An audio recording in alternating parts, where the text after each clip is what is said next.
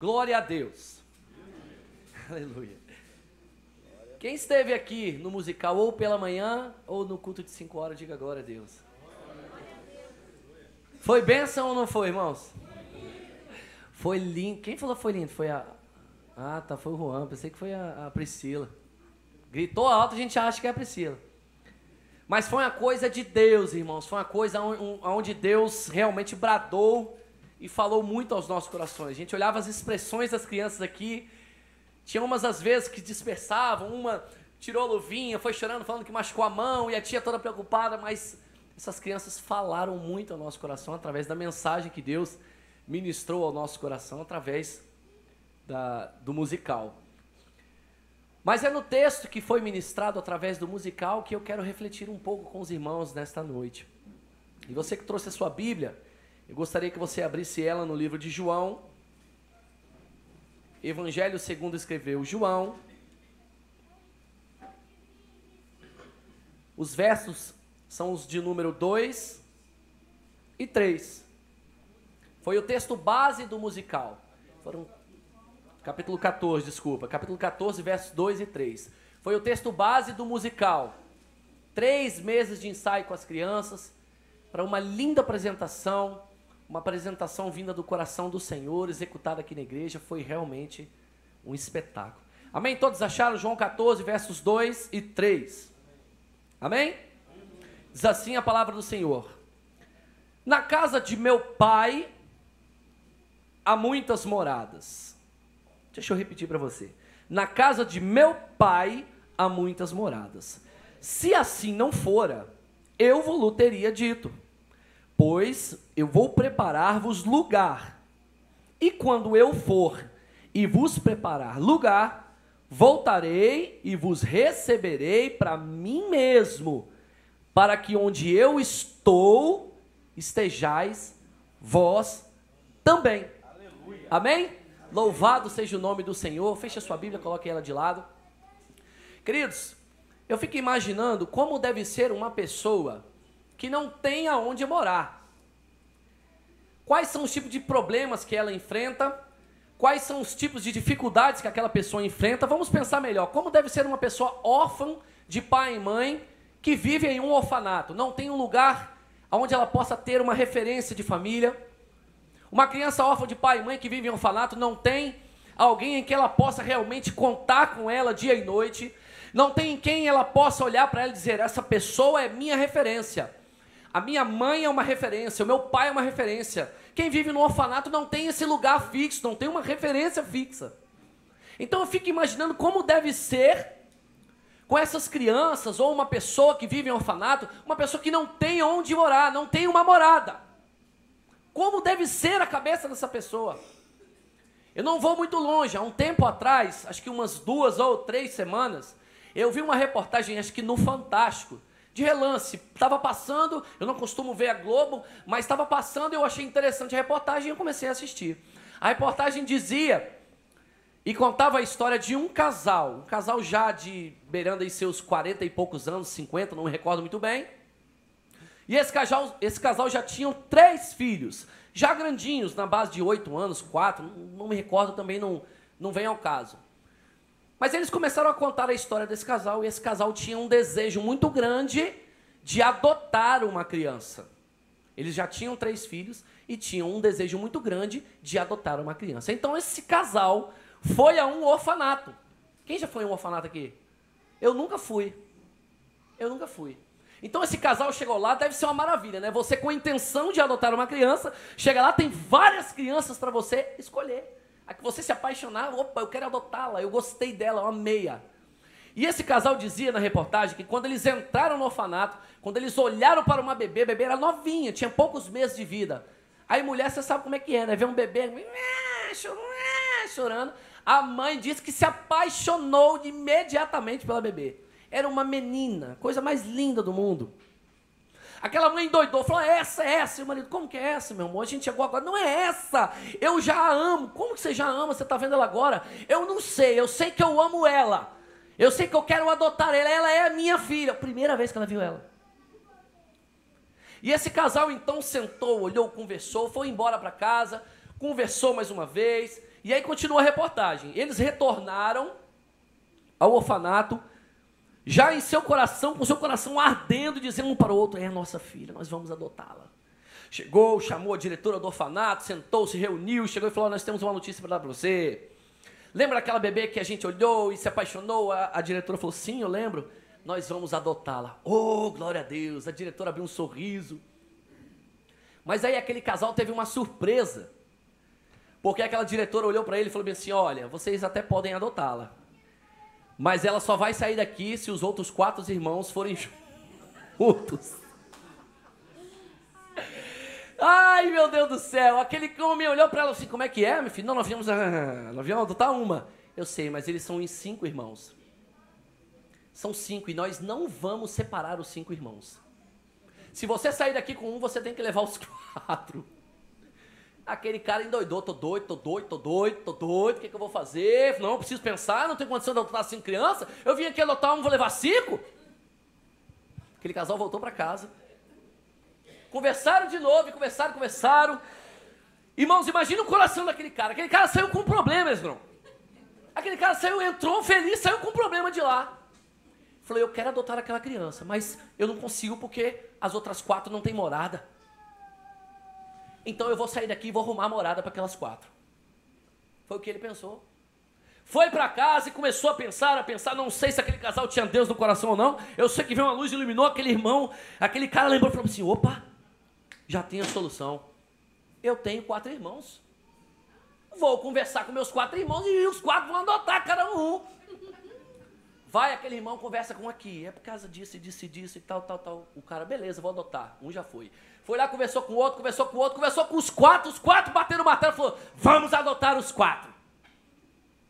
Ele voltou lá, chegou e falou assim, resolvi o meu problema. A diretora falou, ué, vai adotar os 4? Não, eu arrumei morada para os 5. Uma vai ficar comigo, os outros 4 vai ficar com meus irmãos. Aleluia, aqueles casais saíram de lá extremamente felizes. Toda aquela angústia daquelas pessoas que não tinham morada, daquelas crianças que não tinham morada, cessou imediatamente, porque aquele homem resolveu o problema daquelas crianças. E eu achei espetacular, irmãos, a atitude daquele homem. Eu achei interessantíssimo, porque não é para qualquer um. Adotar uma criança não é para qualquer um. Quem dirá adotar um e arrumar lugar para mais 4. Então eu fico pensando a angústia que é dessas pessoas que não têm morada. E por falar em angústia, quando a gente lê o texto, aqui em João 14, versos de número 2 e 3, nós não lemos o primeiro, que quando Jesus diz, olha, não se turbe o vosso coração. Jesus estava olhando para os seus discípulos e identificou nos discípulos uma angústia muito grande. Aqueles discípulos não entendiam muito bem. Jesus estava falando para eles assim, olha, vocês precisam crer em Deus, vocês precisam acreditar, acredite em mim, não se angustiem, acredite no que eu estou falando, creiam em mim, creiam nas minhas palavras, naquilo que eu digo, ensino a vocês, não fiquem assim perturbados, não fiquem assim, porque na casa de meu pai tem muitas moradas. Se não fosse assim, eu não teria dito isso a vocês. E eu vou preparar um lugar para vocês. E quando eu voltar, eu vou buscar para que vocês estejam no mesmo lugar que eu estou. Aleluia. Cristo estava dizendo para eles, olha, não se perturbem mais. Mas por que aqueles discípulos estavam tão perturbados? Quero entrar no contexto desse texto que começa ali em João capítulo 13. Quando Jesus começa a fazer e a dizer algumas coisas aos discípulos que ali, ao olho nu, não tinha muito significado. Quem estava ali vendo, os discípulos não estavam entendendo nada. No começo do capítulo 13, começa Jesus, estava na ceia, os 12 discípulos com Jesus, e Jesus estava lá olhando por nada, já devia de ter comido um pouco, de repente Jesus se levanta, deve ter pensado assim, eu vou dar uma lição nesses caras. Vou dar uma lição nesses caras. Levanta, passa a mão numa toalha, no meio da ceia. Passa a mão numa toalha, se levanta, pega uma bacia, ele mesmo enche de água e começa a lavar os pés dos discípulos. Se abaixa, se ajoelha, começa a lavar. Lava um, enxuga, passa para outro. Lava mais os pés de um, enxuga, passa para outro. Imagine a cabeça desses discípulos vendo aquilo. O que esse cara está fazendo? Aquilo foi tão confuso na mente dos discípulos, que quando chegou a vez de Pedro, o cara que teoricamente era mais troncudo, né? Quando chegou a vez de Pedro, ele falou, epa, comigo não. O senhor não vai lavar meus pés, não. Os meus pés o senhor não vai lavar, não. Não estou entendendo nada. Para que o senhor está fazendo isso? Não. Cristo olha para ele e fala assim, Pedro, se eu não te lavar os pés, você não tem parte comigo. Por que isso confundiu a cabeça deles? Porque aquilo que Jesus estava fazendo era a função de um escravo fazer. Naquela época, quando se tinha uma reunião em uma casa, e alguém, uma visita, ou alguém que você convidou, chegava na sua casa, um escravo separado pelo dono da casa, disponibilizava esse escravo para lavar o pé do visitante que entrava na casa. Mas, Alessandro, normal, o escravo estava... Mas não era qualquer escravo. Esse escravo, ele não podia... Esse escravo, em última ocasião, ele não tinha mais serventia nenhuma. Quando ele não podia mais trabalhar lá fora, quando ele não podia fazer mais nada, eles separavam aquele escravo para fazer esse tipo de serviço. Então, aquilo confundiu a cabeça dos discípulos. Por quê? Porque Jesus estava descendo no lugar mais baixo e dando a lição mais humilde que ele poderia dar para aqueles discípulos naquele momento. Isso confundiu demais. Eles não estavam entendendo nada. E como se não bastasse, se você caminhar mais um pouco ali no capítulo 13... Como se não bastasse, no versículo 21 em diante, Jesus anuncia que um dos discípulos irá traí-lo. Olha que coisa maluca. A Bíblia diz que Jesus simplesmente olha para eles e fala assim, eita, em verdade vos digo, que um de vós irá me trair. Imagina o furdunço que não foi no coração dos discípulos. Meu irmão, imagine você no lugar do discípulo. Você seguindo a Jesus, servindo a Jesus, e Jesus chega para você e fala assim, ó, um de vocês aí que está aí, me servindo, escolhido por mim mesmo, vai me trair. A confusão estava formada. E aí a coisa foi tão louca, mas tão louca, que os discípulos ali começaram a olhar um para os outros e falavam assim, quem é, quem é, quem é? E aí Pedro faz sinal para aquele que estava deitado no peito de Jesus e pergunta para ele, fala para ele, pergunta para ele quem é. E esse discípulo levanta e olha e fala, quem é? Jesus diz o quê? É aquele a quem eu der um pedaço de pão molhado. Jesus pega o pão, coloca num prato e vai seguindo, passa por um, passa por outro, até que ele entrega para quem? Judas. Imagine os discípulos vendo aquela cena. Por que Judas vai trair ele? O que esse cara vai fazer que vai trair Jesus? Está começando a entender por que o coração deles ficou tão angustiado? Eles não estavam entendendo nada. Ele chega e fala que um deles iria traí-los. E aí, se você for mais adiante do capítulo 13, no versículo 33, Jesus olha para eles e diz, olha, a partir de agora, o lugar para onde eu vou, nenhum de vocês pode ir agora. Epa, agora, Jesus, o senhor me desculpa, agora o senhor ficou doido. Espera aí, Jesus, nós estamos seguindo o Senhor, fazendo o que o Senhor nos manda, ouvindo o que o Senhor nos diz, vivendo da forma que o Senhor vive, se espelhando no Senhor. O Senhor é o nosso líder. E agora o Senhor olha para nós e diz que aonde o Senhor vai, nós não poderemos ir. Senhor, o que nós vamos fazer da nossa vida? Queridos, eu não vou muito longe. Imagine se hoje, quando acabar o culto aqui, o pastor volta assim, pega o microfone, chega aqui em cima e fala, irmãos, a paz do Senhor. Aí ele chama o pastor Félix, pastor Ari, pastor Fabiano, e diz assim, olha, a partir de hoje, nós não somos mais pastores da Igreja Evangélica Vida e vocês sigam seus caminhos. Queridos de Deus, ia ser um baque muito grande, porque nós olhamos para eles, eles são a nossa liderança, são as pessoas e líderes que Deus levantou para que nós olhássemos para eles, se espelhássemos neles e fosse orientado por eles. Então Jesus, quando olha para eles, fala assim, a partir de agora, o lugar para onde eu vou, você não pode ir. Isso gera uma coisa horrível no coração deles. Eles tinham razão realmente de ficar perturbados. No entanto que Pedro, de novo, chega para ele e fala assim, Senhor, não faz isso não. Não faz isso não. Jesus, quando diz para eles, filhinhos, ainda por pouco estou convosco, e para onde eu vou não podeis ir. Ele disse para Pedro, Pedro, o lugar que eu vou, você ainda não pode ir agora. Agora, mas depois você pode ir. Por isso que Pedro, no verso 36, não aguentando, pergunta de novo isso. Para onde você vai? Por isso, o coração deles estava angustiado. O coração deles estava totalmente angustiado. Então aqueles discípulos realmente, queridos, eles tinham motivo para estar daquele jeito. E é quando Jesus olha para eles e diz o texto de João 14, 1, 2 e 3, quando ele fala: não se turbe o vosso coração, crede em Deus, crede nas minhas palavras. Jesus estava dizendo para eles que ele teria que ir preparar o lugar, ele precisava morrer na cruz do Calvário para consumar na sua vida, cumprir a missão que ele tinha aqui na terra. Glória a Deus!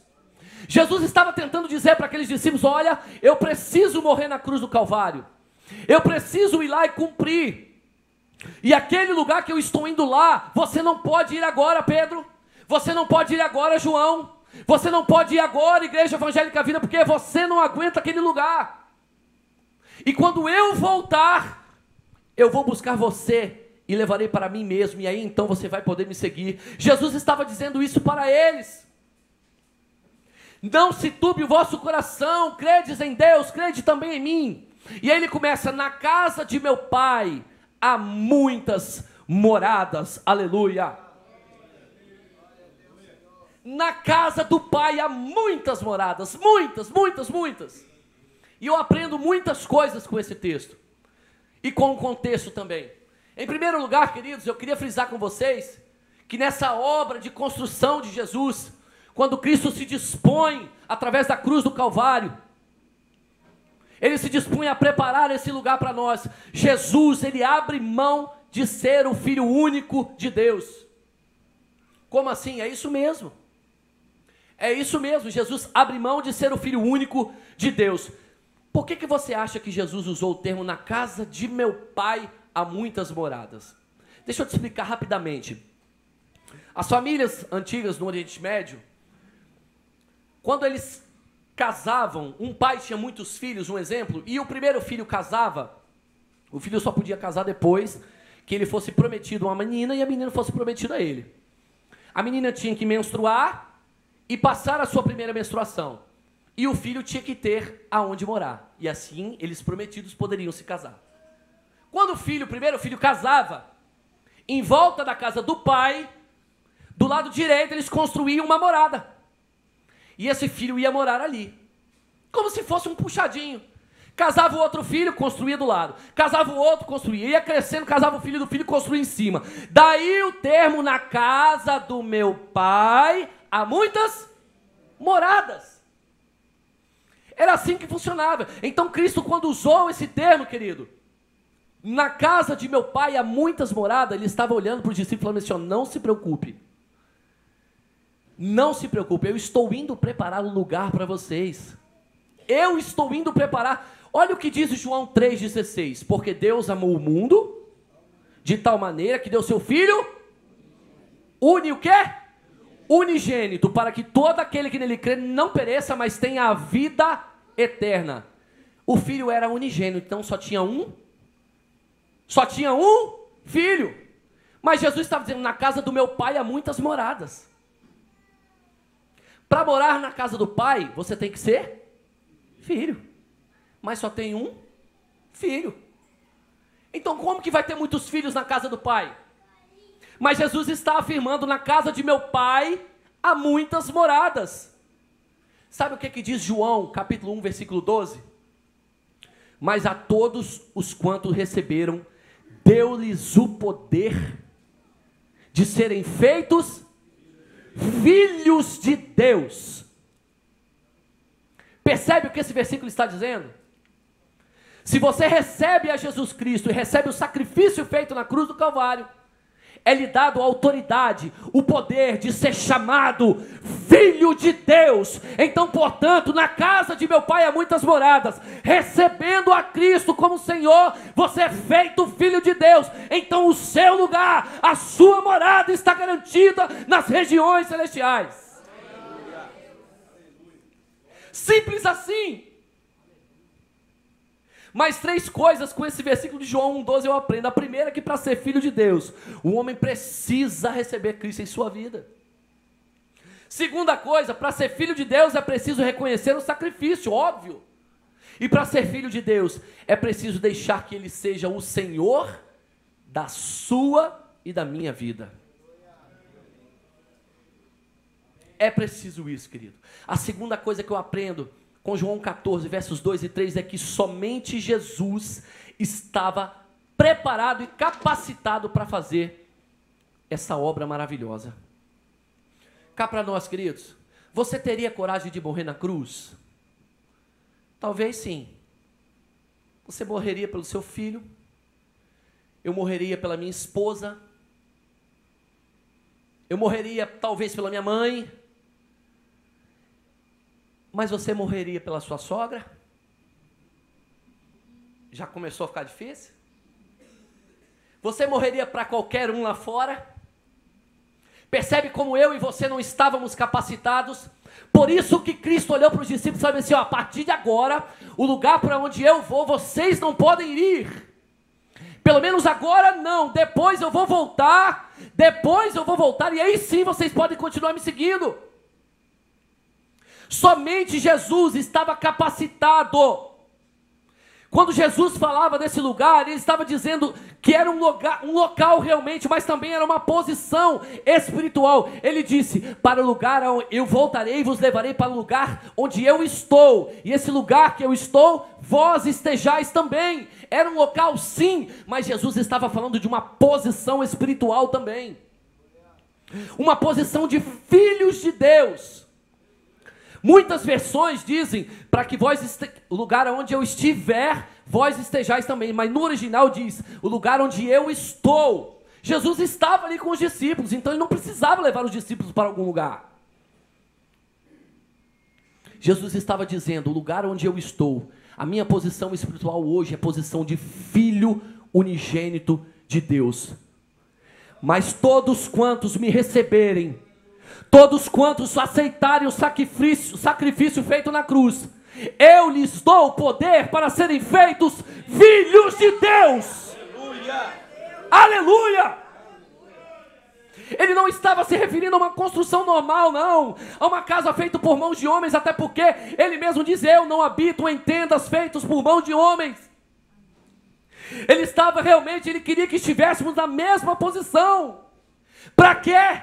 Para na casa do Pai, com muitas moradas, uma dessas moradas fosse sua e minha. Aleluia!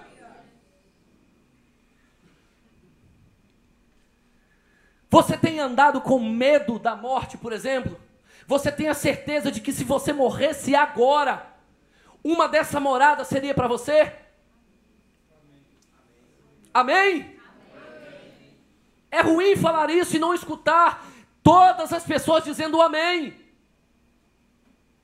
Mas eu quero que você saia daqui hoje com a certeza de que uma dessas moradas feitas nas regiões celestiais, que Cristo tanto preparou com tanto carinho, seja sua.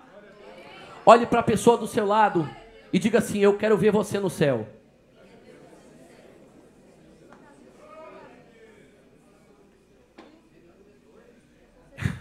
Eu me lembro quando minha sogra aceitou Jesus Cristo. Eu baixei a cabeça assim e falei, Tcharabacatanabiaçu. Amanda foi, eu brinquei com a Amanda, sua mãe aceitou Jesus. Mas, irmão, glória a Deus. Amanda, ela vai morar comigo no céu. Glória a Deus. Aleluia, irmão. Então, vai estar transformado. Então, prega para sua sogra, irmão. Prega para sua sogra. Mas saiba você que ela vai estar morando com você no céu, querido. Só que lá ela não vai ser sua sogra. Ela vai ser chamada filho de Deus. E você também, então, vai ser irmã sua. Aleluia. Aleluia. Glória a Deus. Por isso que eu digo, ninguém suportaria esse sacrifício a não ser Jesus. Ninguém era capacitado para ir lá na cruz morrer do jeito que Jesus morreu. Por todas as pessoas que o receberam. Aleluia! Somente Jesus. Repita uma frase comigo, querido. Jesus veio ao mundo unigênito. Morreu e ressuscitou primogênito.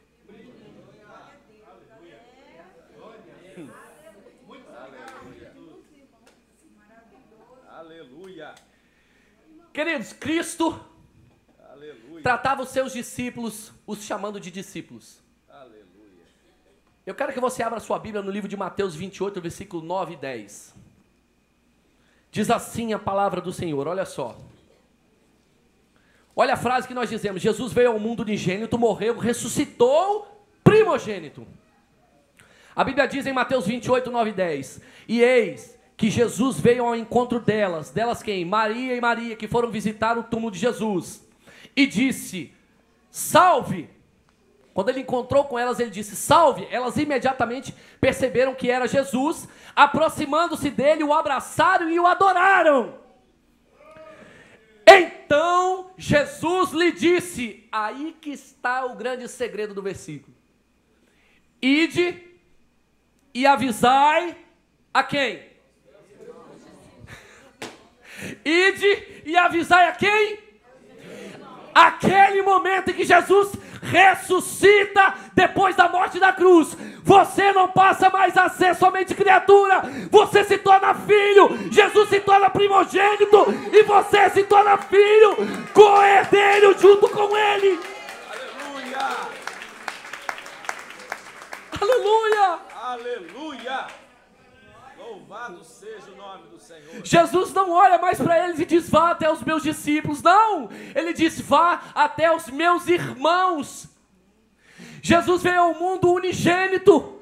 Quando ele morre, ele nos dá o direito de sermos chamados irmãos, filhos de Deus. Aleluia. Jesus abre mão da sua glória, abre mão de ter a herança toda para ele. Aleluia. Aleluia.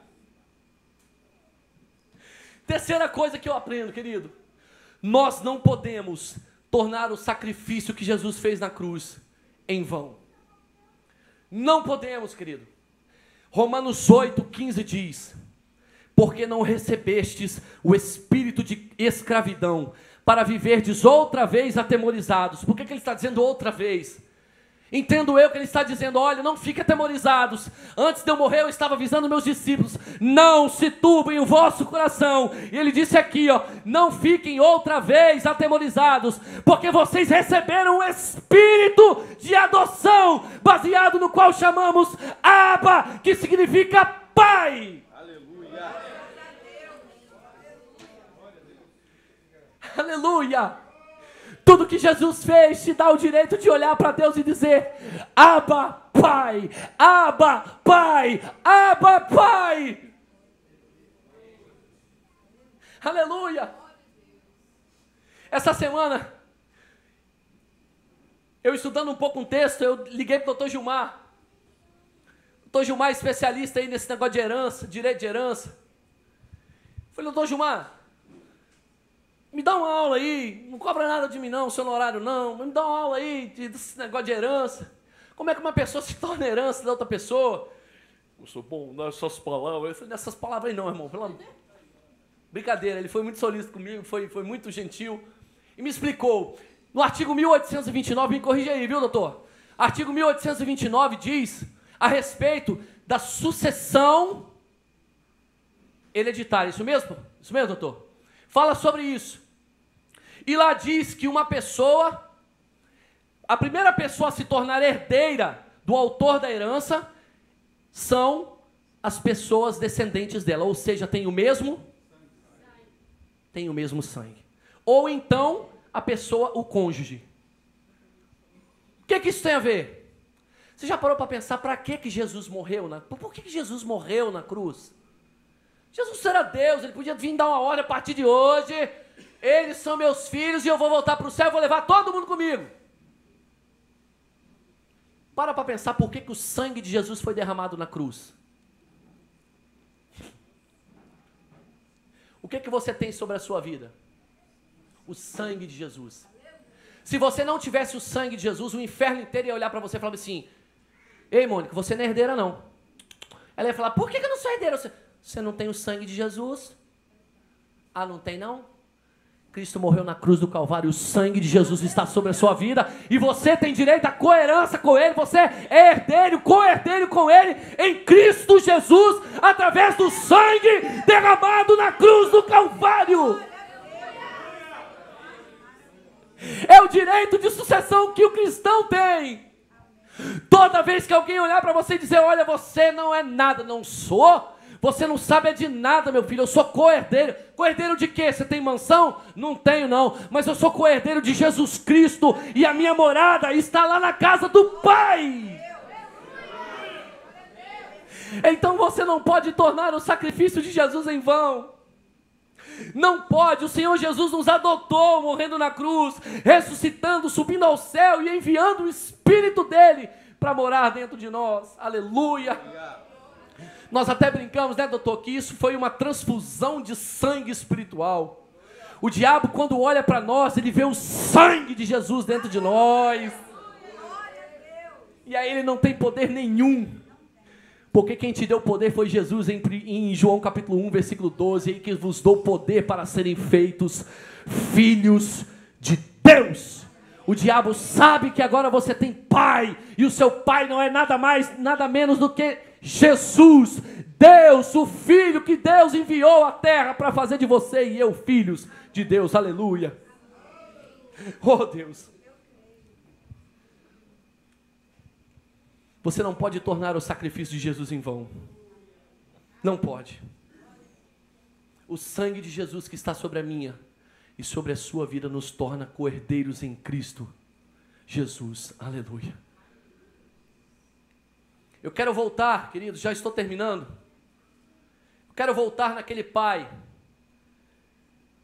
Quando ele queria adotar aquela menina no orfanato, ele se moveu de íntima compaixão. Aquele pai assumiu um compromisso com aquelas outras crianças. Aquele pai assumiu um compromisso que está dito lá em João 14, 18, quando Cristo disse, olha, não se preocupem, eu vou. E quando eu voltar, eu vou voltar e vou levar vocês para mim mesmo. Sabe o que Jesus disse em João 14, versículo 18? Não vos deixarei órfãos, voltarei para vocês. Aquele pai, quando saiu daquele orfanato, ele viu aquelas crianças, ele falou, eu não posso adotar somente um. Eu não posso olhar para uma criança e deixar as outras ali. Eu não posso fazer esse sacrifício apenas de uma criança. Aquele pai saiu dali, foi e voltou com morada para todas aquelas crianças. O que Jesus fez foi morrer na cruz. E quando ele preparou um lugar, ele volta, ressuscita e olha para você e para mim, olha, tem lugar para todo mundo na casa de meu pai. Olha para o seu irmão e fala bem assim, tem lugar para você. Tem lugar para sua mãe. Pula a sogra, depois você fala. Tem lugar para o seu irmão. Tem lugar para os seus filhos. Tem lugar para o seu vizinho. Agora diz bem alto, na casa de meu pai há muitas moradas. Aleluia! Isso é para dar um glória a Deus ou não é? Não vos deixarei órfãos. Não vos deixarei órfãos. Jesus foi e voltou e preparou morada para todos nós. Aleluia. Aleluia. Coloque-se de pé em nome de Jesus. Tem um teclado aí, Kleber? Aleluia.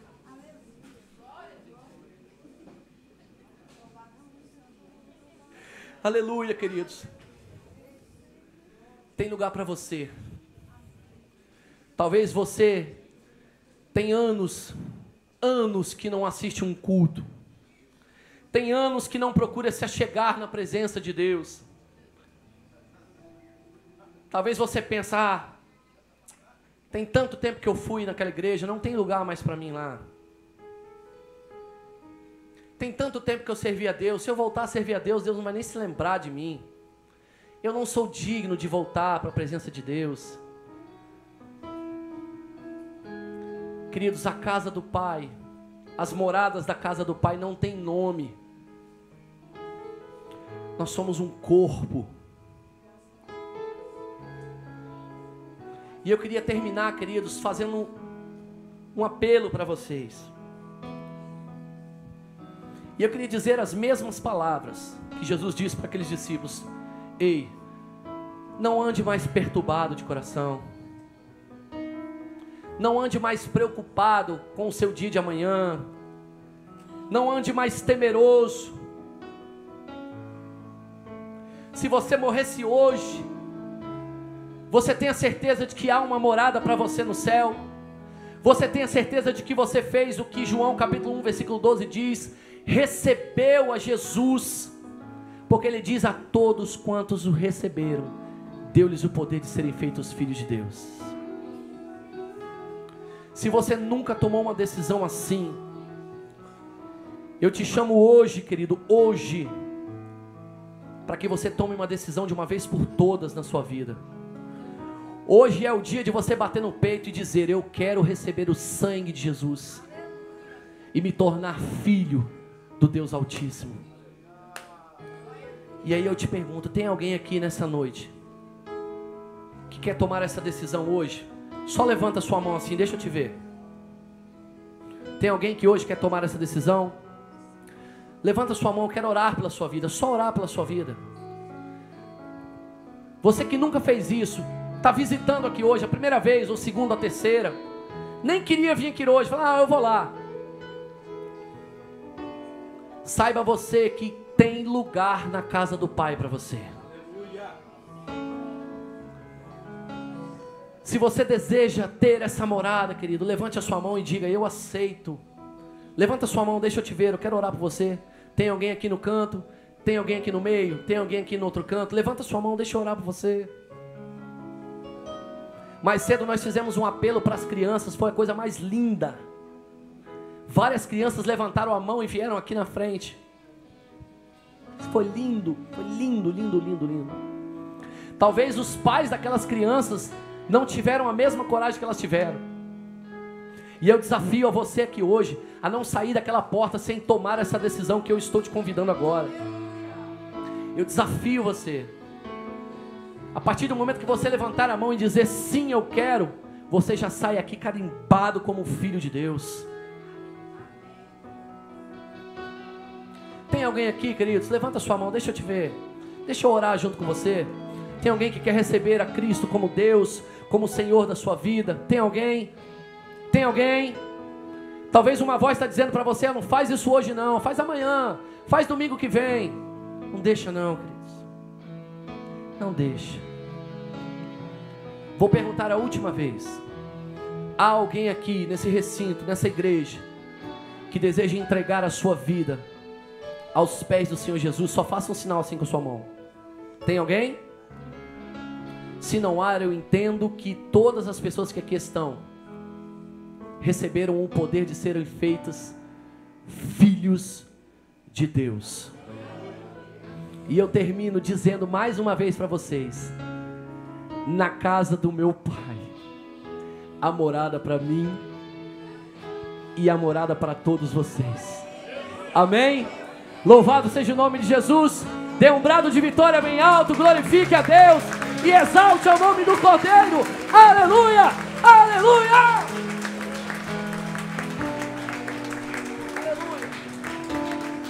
Deus te abençoe, queridos. Deus te abençoe grandemente. Aleluia.